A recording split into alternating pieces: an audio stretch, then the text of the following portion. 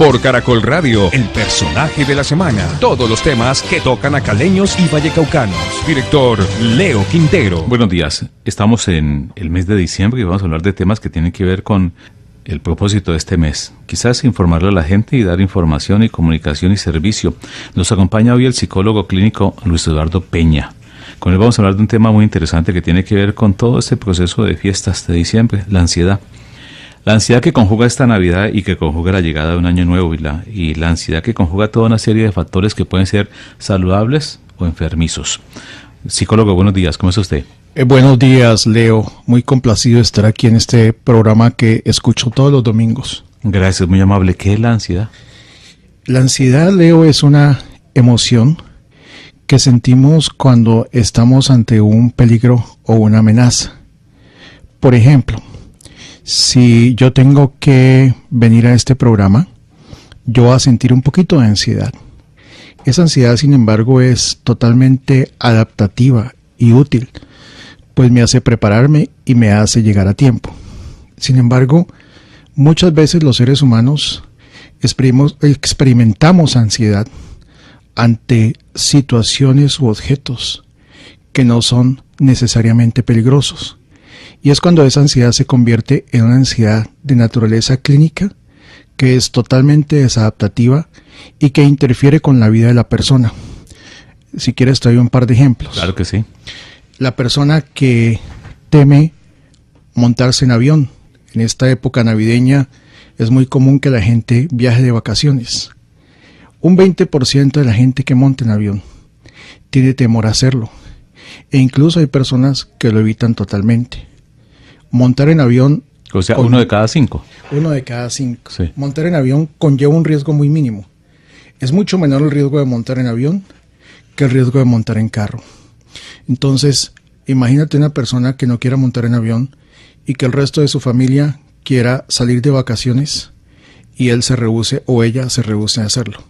Pues ahí afecta no solamente su vida, sino la vida de la familia.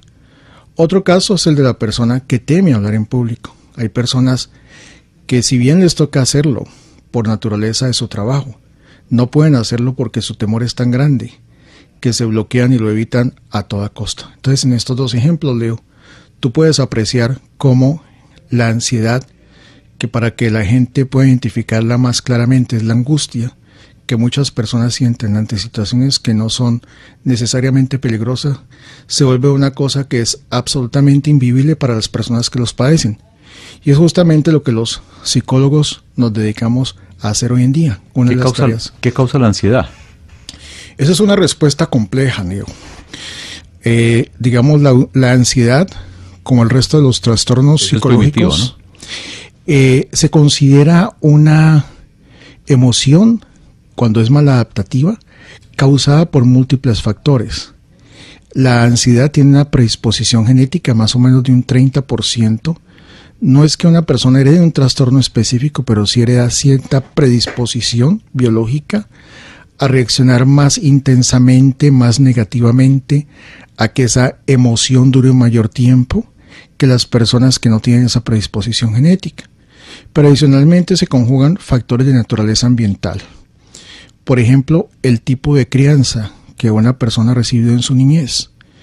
Aquellos padres que han sido sobreprotectores con sus hijos están contribuyendo significativamente a la ansiedad, en el sentido de que no les están permitiendo a ellos aprender a enfrentar el mundo y sortear las dificultades que inevitablemente este conlleva. Pero adicionalmente a esto hay experiencias de tipo traumático. Por ejemplo, la persona que tiene una fobia a los perros porque fue mordida por un perro, esa es una experiencia traumática. La persona que tiene temor a conducir porque ha tenido un accidente automovilístico, ese es otro ejemplo también.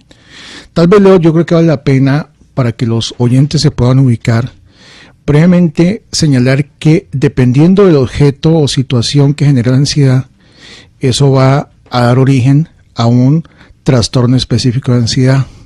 Y hay por lo menos 5 tipos de ansiedad clínicas, y es decir, la que tratamos los psicólogos.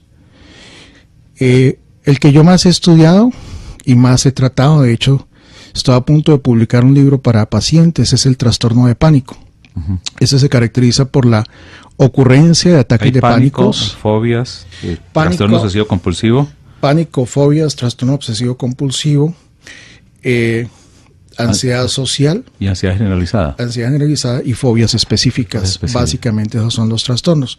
Entonces el pánico, el trastorno de pánico es por la ocurrencia súbita de ataques de pánico inesperados que la persona equivocadamente interpreta como señales de muerte o de peligro físico o psicológico también inminente.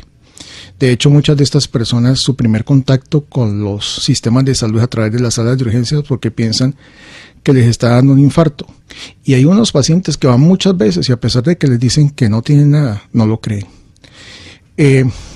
La ansiedad social es lo que se conoce comúnmente con la timidez. Es el temor que tiene una persona a participar en interacciones sociales con otros individuos.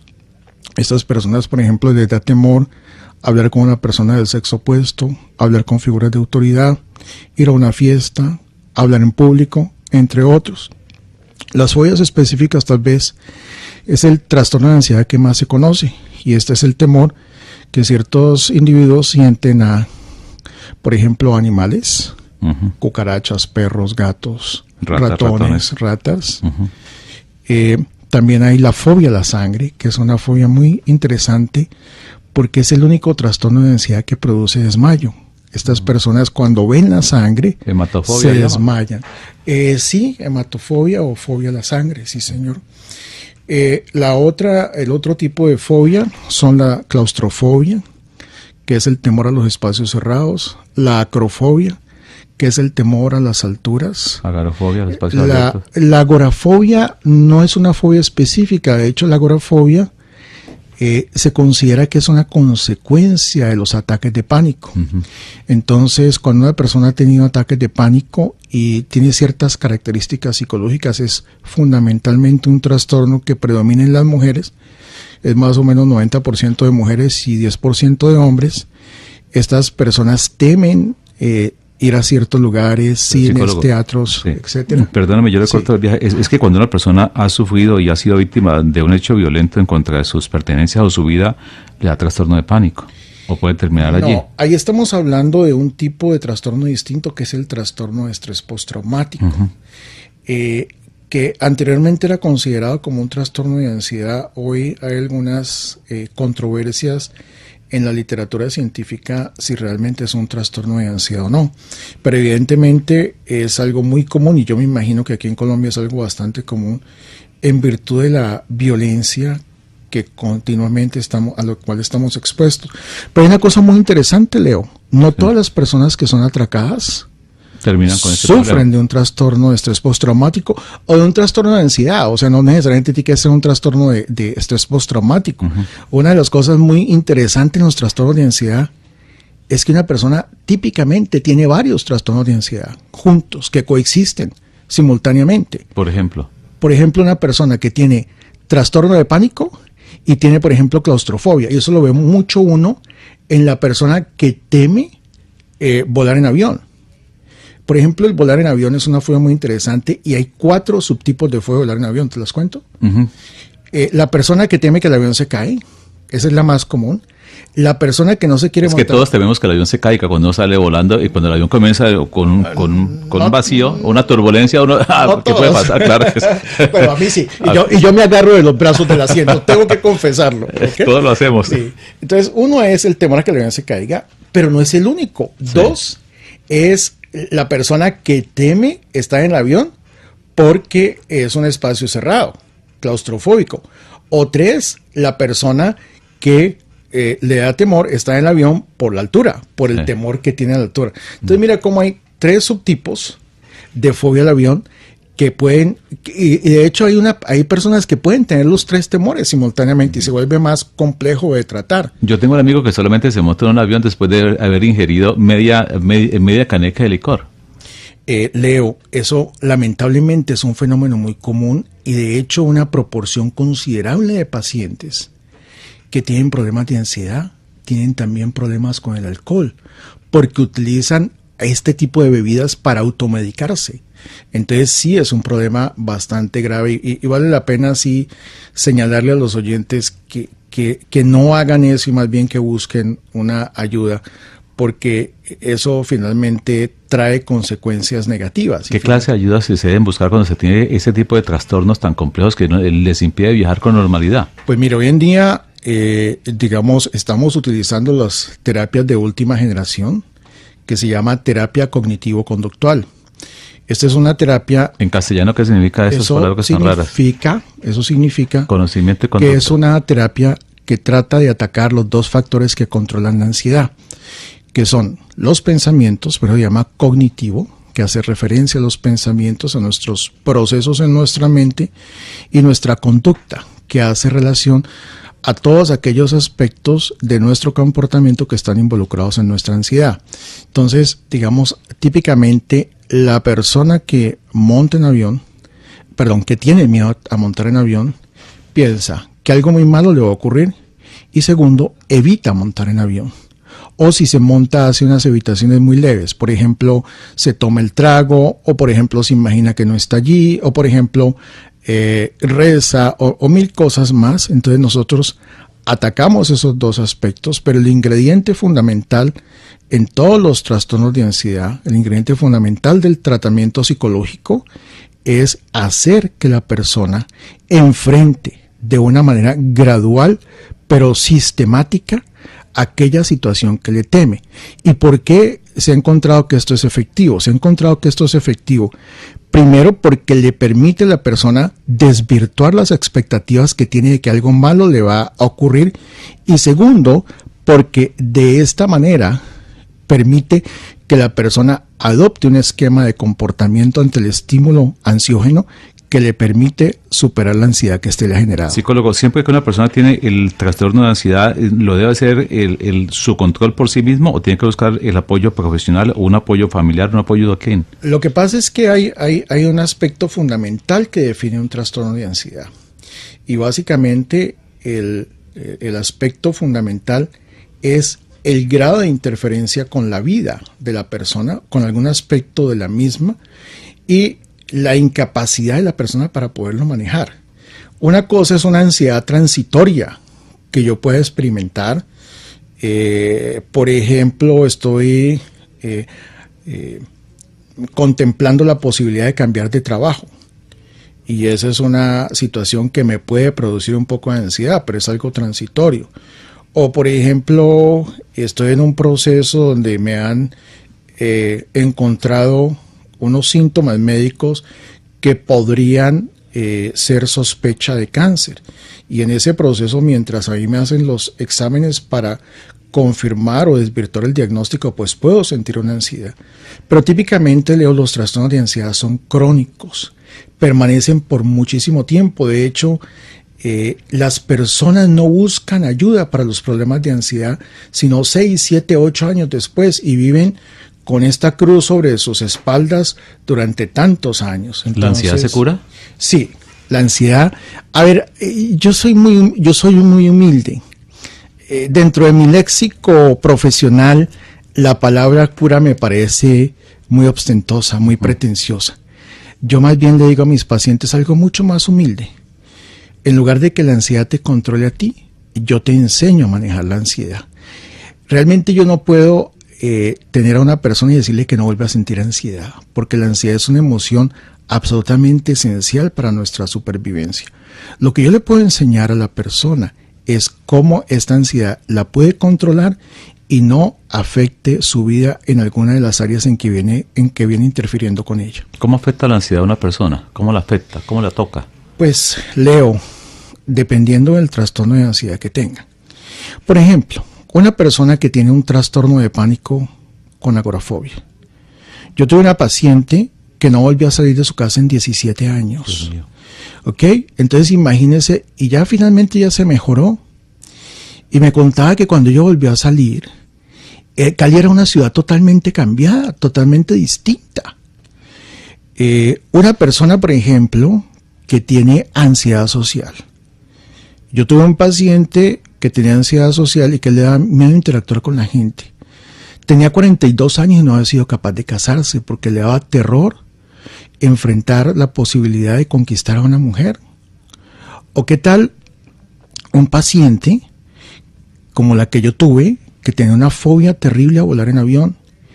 Y esta niña llevaba 15 años que había logrado manejar su vida de tal manera que no tuviera que usar este medio de transporte. Y resulta que un día su compañía la promueve a un cargo donde tenía que viajar por todo el país.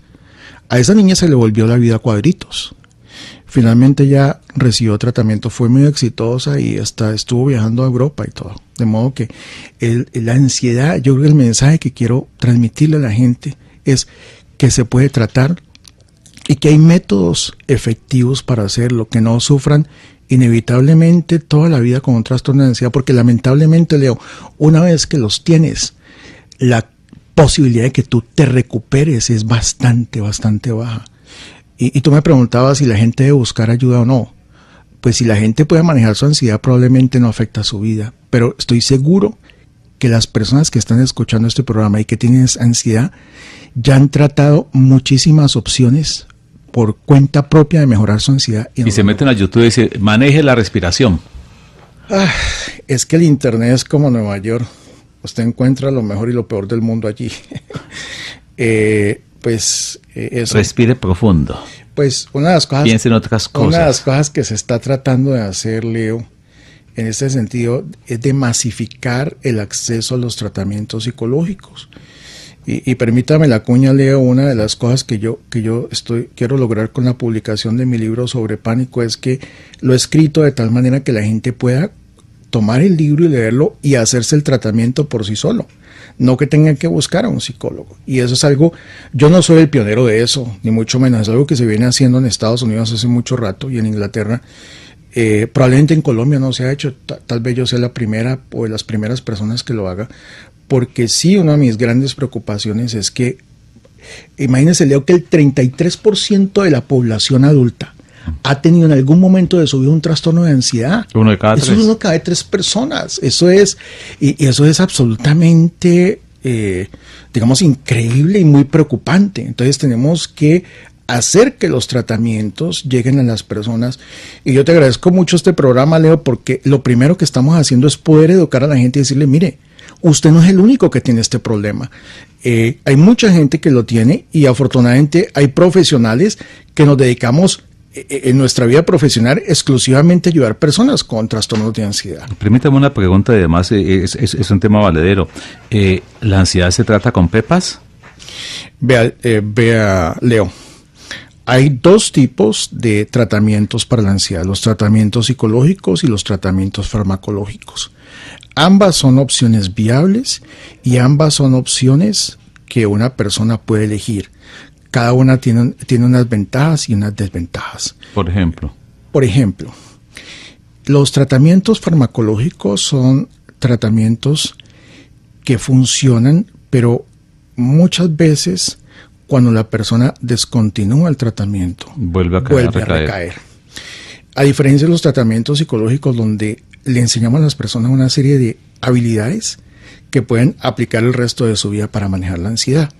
Pero para ser totalmente justo y no estar sesgado en favor de uno o del otro, obviamente yo prefiero los tratamientos psicológicos, pero pues estos también tienen unas limitaciones.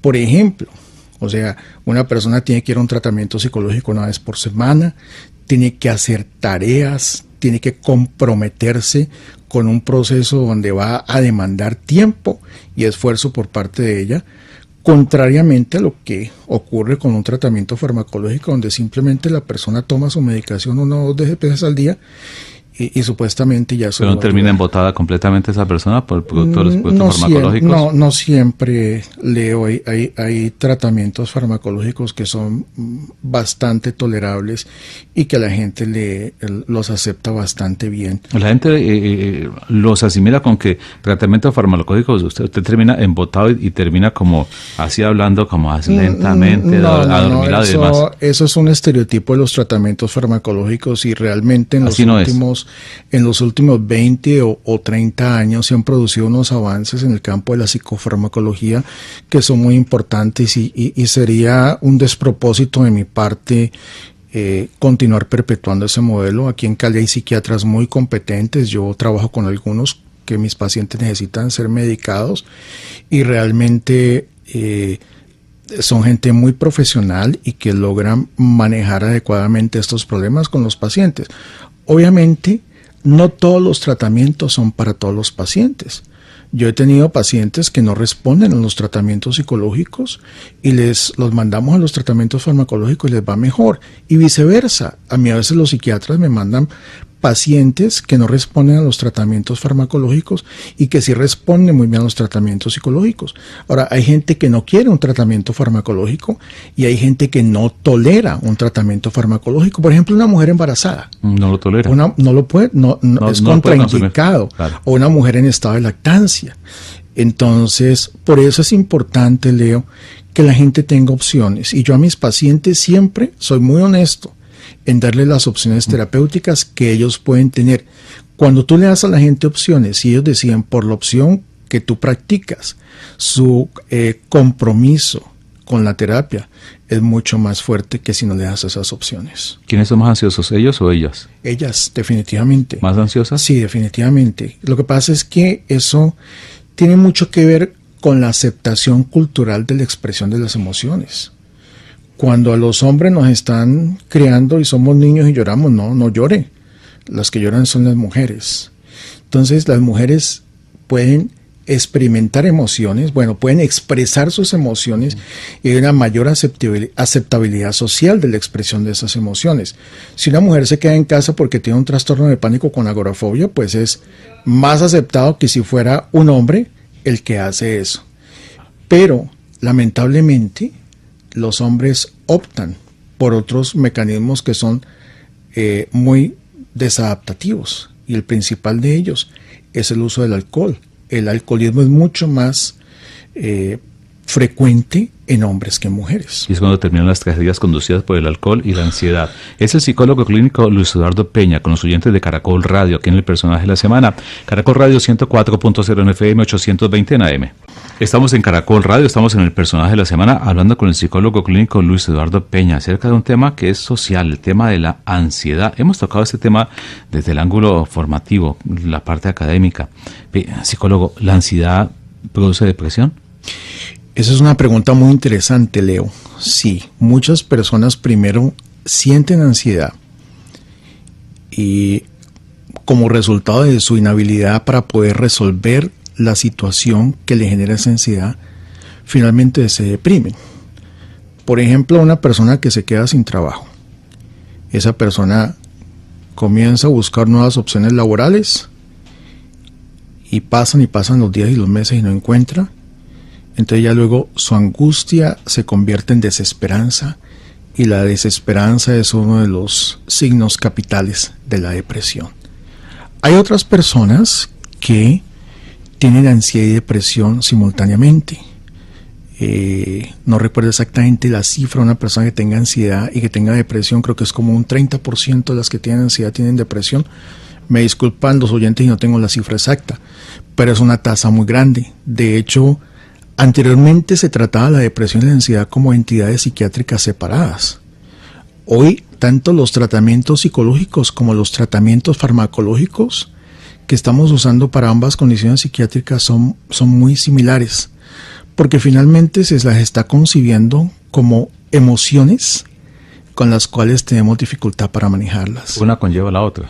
Una conlleva la otra o muchas veces coexisten. La una con la otra, sí señor. ¿Y cómo se controla ese tema? Ese tema sí es supremamente delicado. Lamentablemente, cuando una persona tiene más de un trastorno psicológico, el tratamiento se hace más difícil, pero es obviamente factible. En los tratamientos psicológicos hay un ingrediente fundamental y es el compromiso que el paciente tenga con ellos, el cumplimiento con los requerimientos de esos tratamientos y la motivación que la persona tenga para poderse mejorar. Si esos ingredientes se cumplen, pues eso facilita muchísimo el tratamiento. Pero muchas personas buscan ayuda, pero no están tan seguras que la quieran recibir. Es una cosa bien irónica, pero que está científicamente demostrada. ¿Cuáles son los síntomas de la ansiedad? Que la gente comienza a sentir ansiedad y no sabe cómo la define, que tengo palpitaciones, hay tres grupos de síntomas, 3 categorías de síntomas. Uno son los síntomas físicos, otros son los síntomas cognitivos y otros son los síntomas emocionales y una cuarta categoría, los síntomas comportamentales. Lo primero que uno siente es esa sensación de angustia, de miedo, de una aprehensión de que algo malo podría pasar. Esos son los síntomas emocionales. Y eso está acompañado por pensamientos que hacen relación a la situación específica. Por ejemplo, si en mi empresa están haciendo una reestructuración y como consecuencia hay un recorte de personal, pues yo puedo estar muy ansioso porque me pueden sacar. Entonces puedo pensar, ¿y qué tal que me echen? Y si me echan, ¿qué voy a hacer? ¿Y cómo voy a sostener a mi familia? Típicamente el pensamiento de los ansiosos es ¿y qué tal si tal cosa ocurre? ¿Y qué tal si la otra pasa? Entonces ya tenemos los emocionales, los cognitivos, tenemos ahora los físicos. Esos incluyen taquicardia, tensión muscular, ahogo, sudoración, visión borrosa, esa sensación como de vacío en el estómago, mariposa en el estómago, ahogo, opresión en el pecho. Esos son los más comunes. Y el tercer aspecto son los síntomas comportamentales, es decir, los comportamientos que hacemos cuando tenemos ansiedad, y es que comenzamos a evitar las cosas que nos generan ansiedad. En el caso de la persona que va a perder el trabajo, entonces comienza a revisar todos los días la página web de la empresa a ver si están sacando más gente, o comienza a mandar hojas de vida a 1000 partes antes de que lo hayan sacado. O la persona, por ejemplo, la persona que teme montar en ascensor. Esto es muy típico. Yo trabajo en la clínica Farallones en un piso 11 y algunos pacientes que le tienen miedo al ascensor prefieren subirse los 11 pisos porque creen que se van a quedar inevitablemente atrapados en el ascensor y se mueren. Entonces esa es una forma de evitar, y al evitar esa situación pues no aprenden a que si se montan en el ascensor, pues eso que ellos temen realmente no va a ocurrir.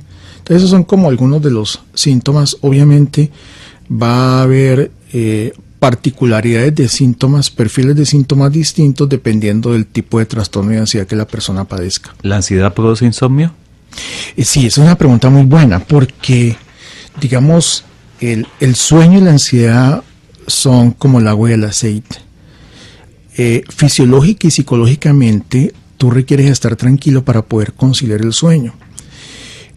Si tú tienes ansiedad, y la ansiedad puede ser de 2 clases: ansiedad por problemas que tienes durante el día, o bien ansiedad que tienes por no poderte dormir. De hecho, yo trato pacientes con insomnio y una de las dificultades que tienes: ¿qué tal si no duermo? Y si no dormir me voy a morir, o me voy a enloquecer, o me voy a enfermar. Entonces, y cuando la gente está preocupada, obviamente no pueden llegar a un estado de relajación física y mental que requieren para conciliar el sueño. Y de hecho, cuando tratamos gente con problemas de insomnio, una de las cosas que evaluamos y que tratamos es justamente el manejo de esa ansiedad. ¿Cómo se atiende ese manejo de esa ansiedad para una persona que, por ejemplo, esta noche le toca el domingo y se pone ansioso y no puede dormir? ¿Qué debe hacer esa persona? Bueno, lo primero que esa persona debe hacer es identificar exactamente qué es lo que le está causando esa ansiedad. Típicamente la gente identifica la sensación física y emocional de ansiedad, pero no identifica algo que es fundamental. ¿Y qué es lo que me causa ansiedad? Entonces, por ejemplo, no, es que tengo ansiedad porque mañana tengo que presentar un informe a la junta directiva. Bueno, entonces uno se pregunta, ¿y si tienes que presentarle ese informe a la junta directiva, qué temes? Pues que el informe no sea bien aceptado por mi jefe. Entonces luego preguntas, bueno, ¿y qué evidencias tienes para eso? Una de las cosas que la gente tiene que revisar cuando tiene ansiedad es identificar si ese primer pensamiento, que tiene una naturaleza amenazante, realmente tiene evidencias lógicas que lo sustentan. Y una de las características fundamentales de la ansiedad patológica o la ansiedad clínica, que es la que nosotros tratamos, la que afecta a la vida de las personas, es que muchas de estos temores que la persona tiene son distorsiones de su situación real. Eso no quiere decir que la persona tenga deficiencias mentales, ni mucho menos. De hecho, muchos de mis pacientes con ansiedad son gente muy brillante. Pero lo que ocurre es que estas personas, digamos, no tienden a considerar toda la situación en un contexto, sino que se centran en un aspecto específico de la situación, omitiendo los otros aspectos que permiten tener una visión más objetiva y más clara de la misma. ¿El estrés produce ansiedad? Es que el estrés es ansiedad. O sea, el estrés es una reacción psicológica que experimentamos cuando tenemos que enfrentar un reto o una amenaza y esa situación excede nuestras capacidades de afrontamiento, o por lo menos creemos que lo excede. Obviamente, al igual que la ansiedad, está el estrés normal que tenemos por las demandas de nuestro entorno, que tenemos que enfrentar y sortear exitosamente. Y otra cosa es ese estrés que ya no podemos manejar, que nos enferma física y psicológicamente. Y obviamente, pues, el estrés no solamente ansiedad, el estrés también conlleva depresión. Yo he tenido varios pacientes en mi oficina que han sido víctimas de acoso laboral, de maltratos por parte de sus jefes. Y esas personas, lo primero que experimentan es ansiedad, y luego esa ansiedad se va convirtiendo en depresión y la oficina se les vuelve algo terrible para poder ir a ellas. Y esas personas no solamente se enferman psiquiátricamente, sino se enferman médicamente también. ¿Y la ansiedad produce dolores físicos? Claro, dolor de cabeza, por ejemplo, dolor muscular cuando tienes demasiada tensión, sí, y de hecho, cuando tú tienes mucha ansiedad, eso puede afectar el sistema inmunológico y obviamente hacerte más vulnerables a infecciones. De hecho, hay unos estudios que se han hecho donde investigan el riesgo de resfriados en estudiantes universitarios en época de exámenes y los comparan con esos mismos estudiantes u otros estudiantes en épocas donde no tienen los exámenes, y la probabilidad de que tengan resfriados aumenta significativamente. Y obviamente también el estrés crónico y la ansiedad crónicas y la depresión, digamos, son terribles para tu salud física. Lo que pasa es que la gente, como no tiene un síntoma físico que se pueda observar, la gente a veces no se preocupa por su salud mental y la gente cree que simplemente eso va a pasar. No, eso ya me va a pasar, eso ya me va a pasar. Y la gente, repito, pasa años con problemas psiquiátricos sin buscar ayuda. Y lo más triste es que estamos en una época donde hay alternativas psicológicas y farmacológicas excelentes para la gente que tenga un problema de ansiedad. ¿Una persona ansiosa cambia la conducta, su comportamiento? Ante la situación ansiógena, sí. Es un requisito fundamental para poder tener éxito en el manejo de la misma. Por ejemplo, la persona que tiene miedo al avión, esa persona evita montar en avión. Como resultado del tratamiento, ya la persona puede montar en avión, entonces es un cambio de comportamiento. Pero si tu pregunta se refiere a que haya un cambio, digamos, general en su comportamiento, sí. No. La esencia de la persona, Leo, no cambia.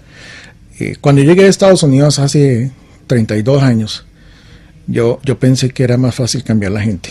Hoy lo que yo más bien le ayudo a la gente es a que pueda manejar problemas específicos y situaciones específicas, pero la gente en su esencia no cambia. Ya eso es un resultado de todas nuestras experiencias con nuestro entorno, con nuestra crianza y de todo nuestro bagaje genético. ¿Y la ansiedad produce disfunción eréctil? Sí, pero específicamente... ¿Cómo así? Pero sí. A ver, sí y no. A ver, yo me explico. La disfunción eréctil tiene un alto componente biológico. Evidentemente, la mitad de los hombres por encima de los 42 años, de los 40 años, tiene problemas de disfunción eréctil por razones de la influencia de los aspectos biológicos. Pero le voy a dar un caso, Leo. Una persona va y conoce a una niña muy bonita y esa niña se siente muy atraídos y deciden tener relaciones sexuales y él se siente como tan emocionado y al mismo tiempo tan intimidado por la belleza de la niña que en su primer encuentro sexual fracasa en cuanto a obtener una erección y vuelve a tener un segundo encuentro sexual y vuelve a fracasar. Entonces ya ustedes imaginan el tercer encuentro sexual de esa persona, ¿cómo va a ser? Va a tener muchísimo miedo. Y resulta que los mecanismos que están implicados en la ansiedad, tanto físicos como psicológicos, son antagónicos con los de la erección. Un mecanismo que es fundamental desde el punto de vista psicológico es la tensión. Entonces estas personas, yo en este momento estoy tratando a un paciente justamente con un problema de disfunción eréctil causado por ansiedad que no tiene ningún factor biológico implicado. ¿Y cómo le parece, Leo, que esta persona entonces va a tener el encuentro sexual? Y entonces su mente está dividida en dos, como esas pantallas de televisión de los noticieros. Sí. Entonces, una parte de la sí, atención, y otra parte dice no. Una parte de la atención dice, uy, ¿será que va a funcionar? ¿Sí será que va a tener la erección? ¿Sí será que voy a estar bien? Y la otra parte está concentrado en el estímulo sexual que le provee su pareja. Pero cuando la atención está, digamos, dividida de esa manera, es muy difícil poder tener un funcionamiento sexual óptimo. ¿Y cómo se hace entonces? Bueno, lo primero que hay que enseñarle a la persona, digamos, muchas personas que tienen disfunción eréctil, Leo, ven el sexo de una manera muy estrecha, es decir, sexo igual tener sexo igual tener una adecuada erección, no sexo es no tener erección. Y el sexo es algo mucho más que eso, el sexo tiene un contexto mucho más amplio. Eso por un lado. Por otro lado, se les enseña a manejar el tema de que perder la erección no es el final del mundo. Tercero, se comienza a hacerle lo que se llama exposiciones graduales, donde la persona va enfrentando de una manera progresiva la situación sexual. ¿Qué quiero decir con esto? La persona, por ejemplo, se le prescribe que en un primer encuentro tenga con su pareja simplemente caricias, pero caricias que no involucren ninguna estimulación sexual en la parte genital de ninguno de los dos. Y eso lo hacen por 2 o 3 veces. Cuando ya la gente se siente más cómoda, entonces ya ir, progresivamente teniendo estimulación en esas zonas. Luego más adelante, si la persona tiene una erección, entonces decirle, quédese tranquilo hasta que pierda la erección. O sea, intente perder la erección, ¿ok? Y para darse cuenta que eso no es el final del mundo. Y así progresivamente. Ahora, en la disfunción eréctil, pues ha habido un gran desarrollo con los medicamentos para la disfunción eréctil. El Viagra, el Cialis, el Levitra, todos estos medicamentos que definitivamente han cambiado mucho la forma de realizar terapia con estas personas. De hecho, a mi consultorio llegaban más antes estas personas que lo que llegan ahora, pero lamentablemente las pastillas no son la cura mágica para estos problemas, porque muchas veces hay problemas de la relación de pareja que están incrustados en la disfunción sexual y que tú tienes que manejarlo, porque si no se sabe manejar adecuadamente, cualquier tratamiento va a fracasar. ¿La Navidad es un elemento que genera ansiedad? Sí, yo creo que la Navidad genera una mezcla de muchos sentimientos. La Navidad genera una mezcla de alegría por la reunión con la familia, por ver los seres queridos que están lejos, pero también genera ansiedad con los compromisos comerciales que se tienen. También genera ansiedad porque muchas veces no hay dinero con que comprar los regalos. También genera tristeza por los familiares que se han ido, por la gente que ya no está. Genera ansiedad por los planes de vida para el año siguiente. Es una época donde convergen muchos sentimientos y de muy diversas maneras, y lamentablemente en nuestro entorno, Diego, eso se mezcla con alcohol, y esa es una mezcla bastante dañina, porque tú sabes que con el alcohol los sentimientos positivos o negativos se exacerban mucho más los negativos que los positivos. Entonces sí, esta es una época donde se producen muchos sentimientos y que tienen diferentes matices. ¿La gente pide ayuda psicológica en Navidad o no? No, porque prefieren gastarse la plata en los centros comerciales, Leo. ¿Y en licor? Perdón, y el licor, sí. Entonces, pero la gente típicamente en enero pues sí regresa a buscar ayuda. En esta época, a partir del 20 de diciembre, los consultorios de todos los profesionales de la salud quedan vacíos porque la gente, sobre todo en Cali, la gente está en otra onda. Pero la gente lamentablemente en enero pues ya llega con la resaca o el guayabo emocional de todo lo que ha sido diciembre y obviamente vienen a buscar ayuda. Yo le diría a la gente que trate de ver diciembre no como algo comercial, sino como una época de disfrute, de descanso, de poderse reunir con la familia, que finalmente es lo que cuenta. El tema central de la ansiedad es cómo controlarla, cómo esa ansiedad se vuelve más racional, porque la ansiedad es un elemento propio de la vida humana. Tú has puesto el martillo en la cabeza del clavo, porque es cómo ver de una manera más racional la vida.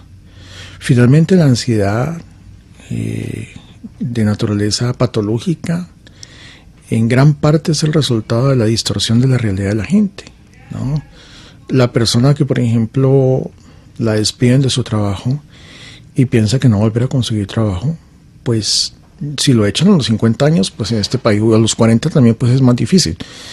Pero realmente es la distorsión, la que se llama científicamente sobreestimar la probabilidad de que algo malo va a ocurrir y sobreestimar la probabilidad de las consecuencias son los elementos centrales en la ansiedad. O sea, cuando la gente, digamos, sobreestima lo malo de una situación y subestima su capacidad para enfrentarlo, pues evidentemente allí es donde radica en gran parte la dificultad que la gente tiene con la ansiedad. De modo que si la gente aprende a tener una visión más objetiva y más racional de su realidad emocional, va a poder hacer un mejor control sobre la misma. Es decir, si la gente se encarreta, como dicen los pelados, o se empelicula, está ansioso. Desde luego que sí. Y realmente, para usar ese mismo término, Diego, la gente que tiene ansiedad clínica se empelicula. Esa es la verdad, ¿no? Y lamentablemente para ellos, porque se hace muchísimo daño. La persona que no se monta en un ascensor porque cree que se va a quedar atrapada y que se va a morir y que nadie la va a sacar de allí, pues eso es una forma bastante irracional de manejar una situación, ¿no? Entonces lo que la gente tiene es que preguntarse si su ansiedad es una ansiedad adaptativa que la mayoría de personas sentirían o si es una ansiedad patológica. Si es una ansiedad patológica, trate de ver qué tan racional es esa ansiedad, trate de revisar los argumentos que tengan en favor y en contra de esa situación. Si es una situación que usted está evitando, enfréntela. Y si esto no funciona, busque ayuda. ¿Más ansiedad en niños que en adultos? No, más en adultos. En adultos. Pero en niños también hay muchísima. Más o menos los estudios epidemiológicos señalan que entre un 10 a un 15% de personas que son niños y adolescentes padecen de un trastorno de ansiedad. Y los adolescentes en la ciudad de Cali, lamentablemente, las cifras de muerte de adolescentes es muy compleja. Leo, depresión.